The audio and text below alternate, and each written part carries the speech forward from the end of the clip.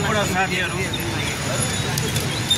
हामी आज यहाँ हाम्रो नेपाल पत्रकार महासङ्घको 70औं स्थापना दिवस मनाउने क्रममा आउनुपर्ने बेला अहिले हामी कालो ब्यानरसहित सबैले आफ्नो छातीमा त्यो नारासहित हामी हामी यहाँ आउनुपर्छ।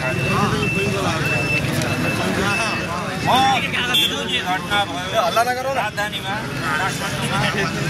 हाम्रो एकजना पत्रकार साथी सुरेश भजकको मृत्युवरण गर्न पर्यो, अरू एकजनाको मृत्यु भयो, सञ्चार माध्यममाथि आक्रमण भयो, गृहमाथि आक्रमण भयो, सवारी साधनमाथि आक्रमण भयो, एउटा विध्वंसको एउटा अराजकताको दृश्य हिजो देख्यो। जति बेला म त्यो दृश्य हेरिरहेको थिएँ टेलिभिजन मार्फत मलाई एकदमै मेरो मनमा अत्यन्त पीडा आइरहेको थियो, आक्रोश आइरहेको थियो। नेपाल पत्रकार महासङ्घले आज देशव्यापी रूपमा विरोध सभाको आह्वान गरेको छ। यो त्यतिकै आह्वान गरेको होइन, मैले सुरुमै यहाँलाई निवेदन गरेँ।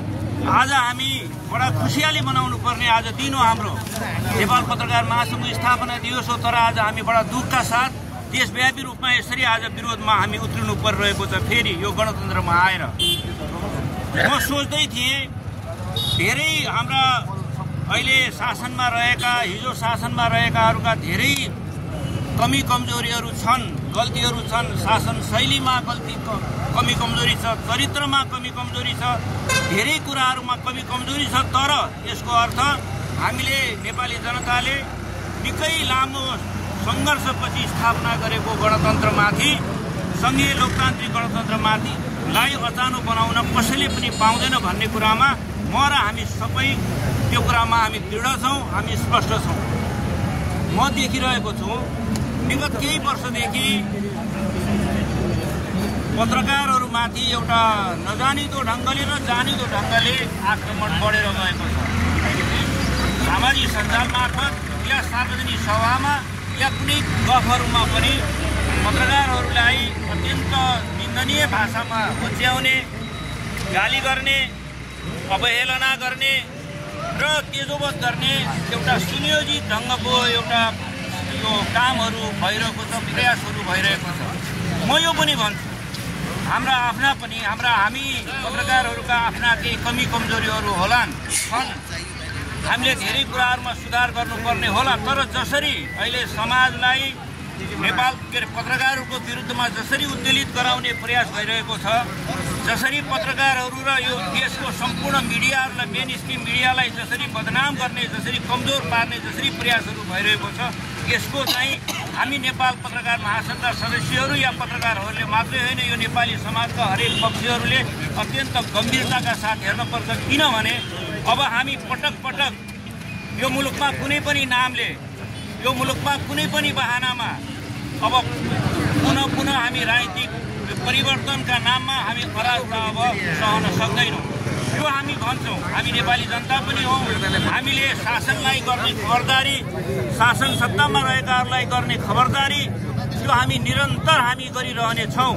तर कुनै पनि नाममा पत्रकारहरूको तेजोवध गर्ने, पत्रकारहरूलाई कमजोर पार्ने र पत्रकारहरूमाथि आक्रमण गर्ने जुनसुकै पनि घटनाहरू छन्, जुनसुकै पनि प्रयासहरू छन्, त्यसको घोर ढङ्गबाट हामीले विरोध गर्नुपर्छ, प्रतिकार गर्नुपर्छ। हिजो दिनकुनेमा एउटा निजी घरमा आक्रमणकारीहरूले, प्रदर्शनकारीहरूले आक्रमण गरे, त्यो घरको सामानहरू बाहिर लिए, प्रहरीकै अगाडि त्यो घरमा आगो लगाइयो र त्यो घरमा कोही मान्छे छन् छैनन् त्यो आगो लगाउनुभन्दा अगाडि हेक्का राखिएन। फलत एकजना हाम्रो पत्रकार साथी त्यो आगोमा परेर उसले मृत्युवरण गर्न पर्यो। योभन्दा दुःखद घटना नेपालको पत्रकारिताको इतिहासमा, नेपालको राजनीतिक इतिहासमा योभन्दा ठुलो घटना भएको छैन। यद्यपि धेरै पटक पत्रकारहरू मारिएका छन्, पत्रकारहरूमाथि आक्रमण भएका छन्, सञ्चार गृहमाथि आक्रमण भएका छन्। हामीले हाम्रो लामो एउटा फेरि यस्तो छ, लामो एउटा इतिहास छ यो आक्रमणको। तर अहिले जसरी हिजो जुन विभत्स ढङ्गले दिन दहाडे जसरी घटनाहरू भए, त्यो घटना अत्यन्त निन्दनीय छ। त्यो घटना हामी यहाँ थोरै मान्छेहरू अहिले 50-60 जना बसेर हामी यहाँ यो कुरा गरिरहँदा, हामी यो बारेमा विरोध जनाइरहँदा यति मात्रै होइन यसको ग्रेभिटी भनेको मलाई लाग्छ यो देशको शासन सत्तामा रहेकाहरूका लागि पनि एउटा ठुलो चुनौती हो आजका दिनमा।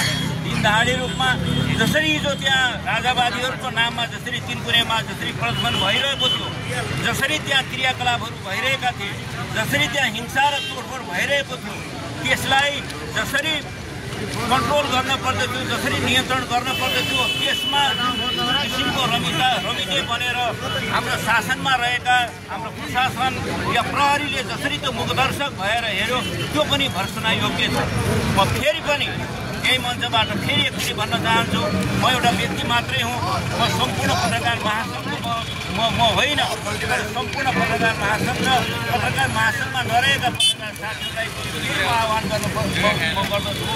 व्यक्तिगत तर्फबाट साँच्चीकै हामी अत्यन्त सिरियस हुनुपर्छ, गम्भीर हुनुपर्छ। एकचोटि फेरि नेपालको लोकतन्त्र, नेपालको गणतन्त्र, नेपालको अभिव्यक्ति स्वतन्त्रता, नेपालको बोल्न पाउने, लेख्न पाउने, हिँड्डुल गर्न पाउने जुन हाम्रो नैसर्गिक अधिकार हो, जुन हाम्रो संवैधानिक अधिकार हो, त्यो अधिकारमाथि आक्रमण गर्ने, त्यो अधिकारमाथि धावा बोल्ने शक्तिहरू या तत्त्वहरू फेरि एकचोटि बनाउने प्रयास गरिरहेका छन्। यो कुनै पनि नामले यही गणतन्त्र हो, जुन गणतन्त्रले अहिले राजावादीहरूलाई जुन राजतन्त्रलाई हामीले 2065 साल असार जेठ 15 गतेको संविधान सभाको पहिलो बैठकले जसलाई हामीले निर्मूल गऱ्यौँ, जसलाई हामीले अन्त्य गऱ्यौँ, तिनै राजावादीहरू आज राजतन्त्र चाहियो, आज हामी राजा फर्काउँछौँ भनेर बोल्न पाउने, सडकमा खुलिन पाउने अधिकार यही गणतन्त्र दिएको हो भन्ने पनि हामी सबैले हेक्का राख्नुपर्छ। हाम्रा आफ्ना डिफरेन्सेसहरू होलान्, हाम्रा आफ्ना असहमतिहरू होलान्, राज्यप्रति, सरकारप्रति, शासन शैलीप्रति, हाम्रा राजनीतिक दलहरूप्रति, राजनीतिक नेताहरूप्रति, जनप्रतिनिधिहरूप्रति हाम्रा आफ्ना असहमतिहरू होलान्, छन्।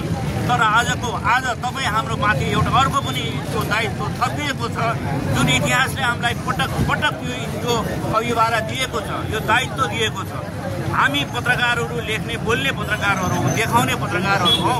मैले ठान्छु हामी एउटा कलम र एउटा कपी लिएर हिँड्ने हाम्रो कर्म हो, यो पत्रकारहरूको कर्म हो। तर यति कर्मले आजका दिनमा हिजोदेखि जे घटनाहरू भइरहेको छ, हिजोको घटना धेरै दिनको प्रयासहरूबाट भएको एउटा नतिजा थियो, जुन हिजो छरपष्ट भयो काठमाडौँमा।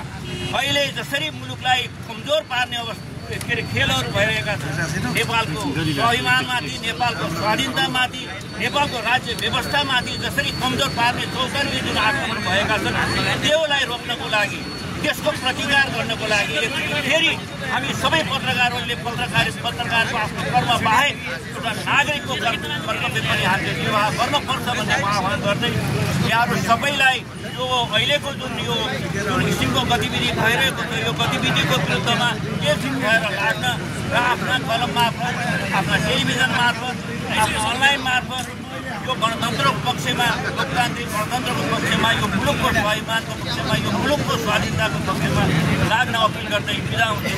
धन्यवाद, नमस्कार।